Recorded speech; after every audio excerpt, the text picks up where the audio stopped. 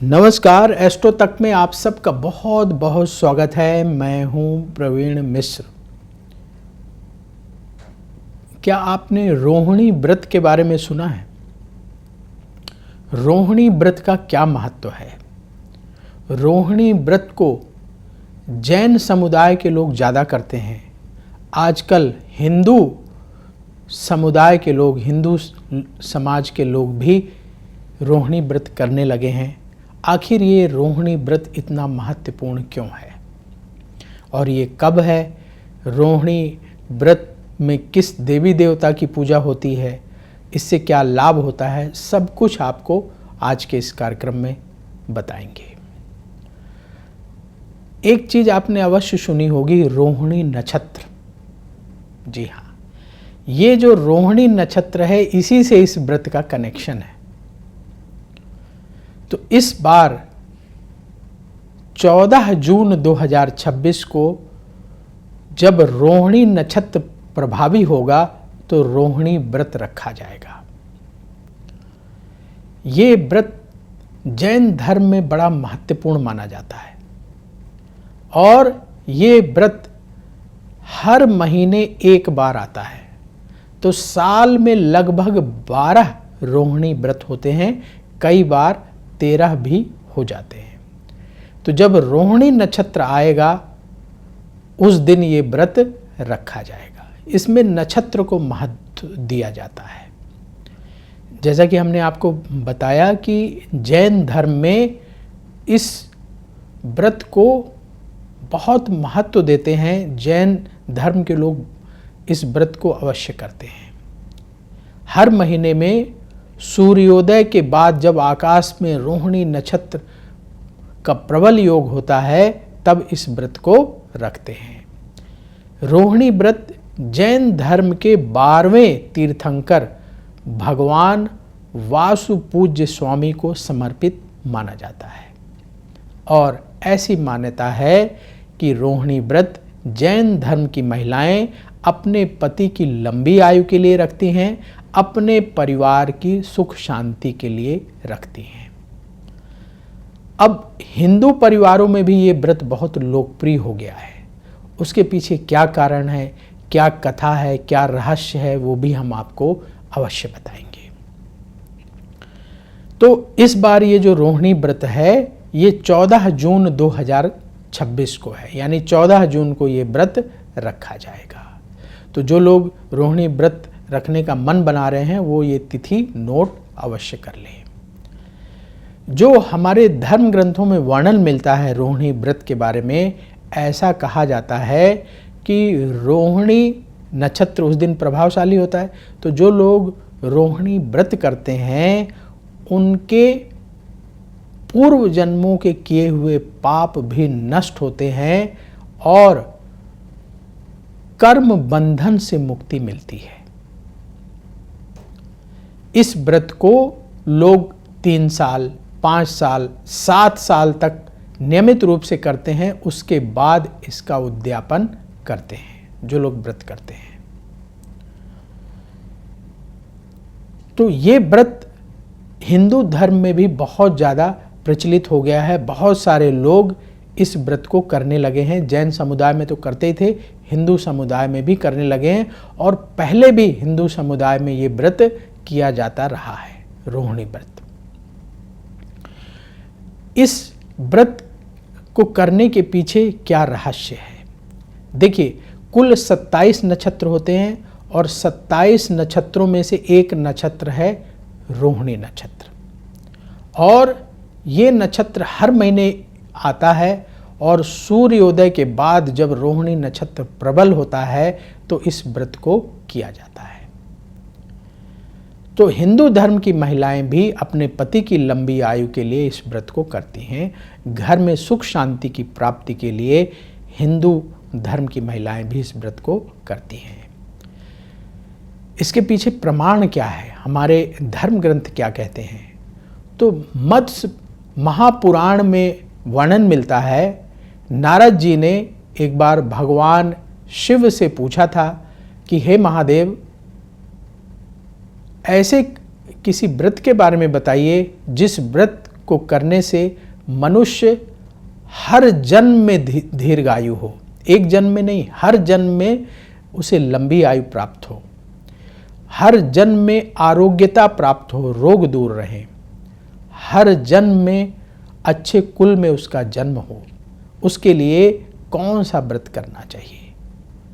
तब भगवान शिव जी ने नारद जी के निवेदन पर बताया था कि ये एक अत्यंत गोपनीय व्रत है। रोहिणी व्रत के बारे में बताया था कि ये अत्यंत गोपनीय व्रत है और अक्षय फल प्रदान करने वाला व्रत है। जो लोग बहुत ज्ञानी होते हैं, जो लोग वेद पुराणों को पढ़ते हैं, वही इस व्रत के महत्व को जानते हैं। तो ये रोहिणी व्रत बहुत ही पुण्य प्रदान करने वाला उत्तम व्रत माना जाता है। इसलिए हिंदू धर्म में भी पहले कम लोग करते थे, अब प्रचलन बढ़ गया है तो ज़्यादा लोग करने लगे हैं अपने घर में सुख शांति के लिए और पति की लंबी आयु के लिए। तो इस व्रत को आप भी कर सकते हैं। ज़्यादातर महिलाएं इस व्रत को रखती हैं, लेकिन ऐसी कोई पाबंदी नहीं है, इस व्रत को पुरुष भी रख सकते हैं और बहुत जगह रखते भी हैं। तो पुरुष भी कर सकते हैं, महिलाएं भी कर सकती हैं। तो इस बार आप चाहें तो इस व्रत को अवश्य करें। और किसकी पूजा करनी चाहिए ये तो जानना जरूरी ना। तो रोहिणी नक्षत्र जब होता है, रोहिणी व्रत जिस दिन होता है, देखिए रोहिणी नक्षत्र चौथा नक्षत्र है और इस दिन चंद्रदेव की पूजा की जाती है। अपने परिवार में सुख शांति के लिए चंद्रदेव से प्रार्थना की जाती है। मुख्य रूप से चंद्रदेव की पूजा इस दिन हमें करना चाहिए। जो लोग रोहिणी व्रत करते हैं उनके जीवन में सुख शांति अवश्य बढ़ती है, आत्मविश्वास उनका बढ़ता चला जाता है, पूर्व जन्मों के पाप कट जाते हैं और इस जन्म में अगर दुख हो, गरीबी हो तो वो दूर होने लगती है। ये इस व्रत का प्रभाव है। और जैन समुदाय में तो भगवान वासु पूज्य स्वामी जी की पूजा की जाती है इस दिन, रोहिणी व्रत जब लोग रखते हैं, और जैन धर्म ग्रंथों का पाठ करते हैं। इसके अलावा जैन समुदाय के लोग व्रत करते हैं और ज़रूरतमंद लोगों को, गरीब लोगों को फल दान, भोजन दान, वस्त्र दान करते हैं।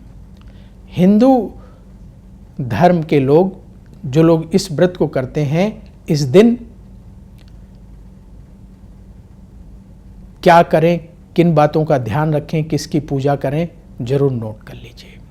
क्या करना है आपको, इस दिन सुबह सूर्योदय से पहले उठ जाएं, स्नान करके स्वच्छ वस्त्र धारण कर लें और अपने घर के मंदिर में पूजा करें। घर के मंदिर में आपको किसकी पूजा करनी है, तो जो हिंदू लोग हैं वो भगवान कृष्ण की पूजा करें। तो भगवान कृष्ण की पूजा हिंदू लोग अपने घर के मंदिर में कर सकते हैं। अगर आपके घर में भगवान विष्णु जी का विग्रह है, छोटी सी मूर्ति है, तो उनकी भी पूजा आप कर सकते हैं, क्योंकि भगवान विष्णु के ही अवतार हैं भगवान कृष्ण। तो हिंदू लोग भगवान कृष्ण का पूजन करते हैं, माता लक्ष्मी का पूजन करते हैं, और जो जैन धर्म के लोग हैं वो भगवान वासु पूज्य स्वामी जी की पूजा करते हैं। तो सुबह पूजा कर लें, दिन भर व्रत रखें और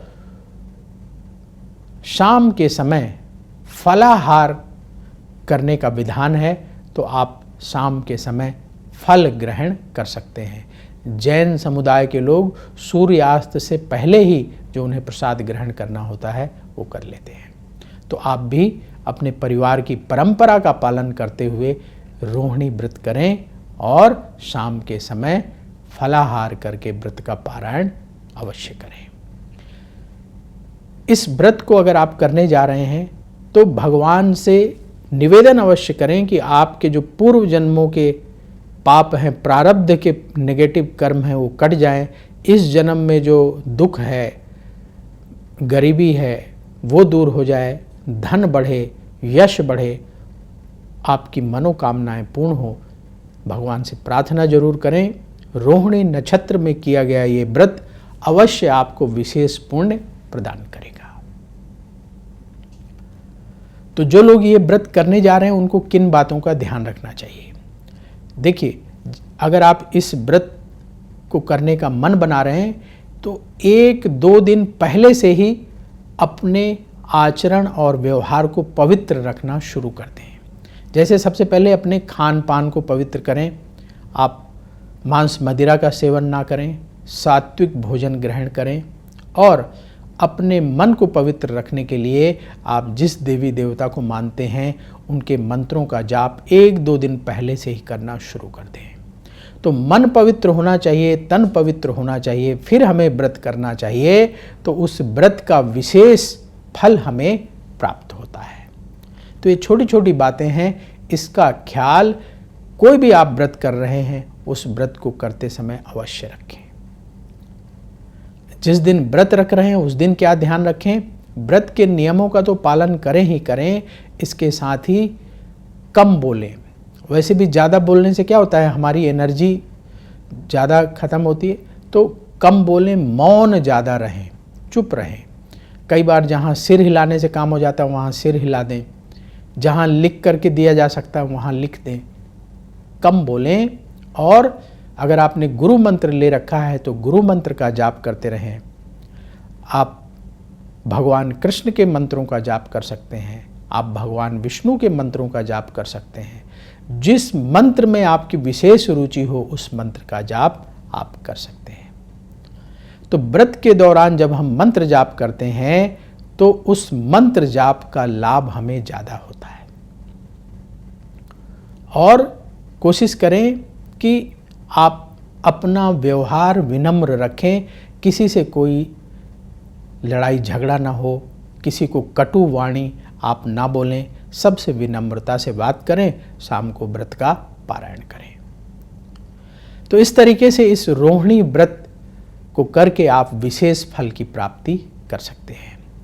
कमेंट बॉक्स में जरूर लिखिएगा और किस व्रत के बारे में आप जानना चाहते हैं, और श्री राधे लिखना ना भूलें। राधा जी की कृपा से तुरंत आपको पॉजिटिविटी की प्राप्ति होगी।